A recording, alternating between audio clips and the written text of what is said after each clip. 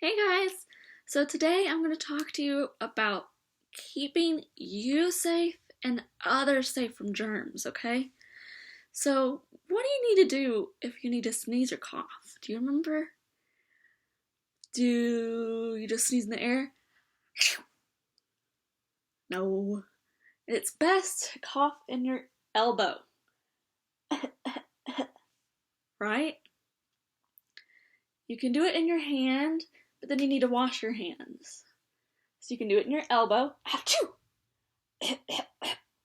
and then you can go on with your day, right? Okay, see you later for another video. Bye!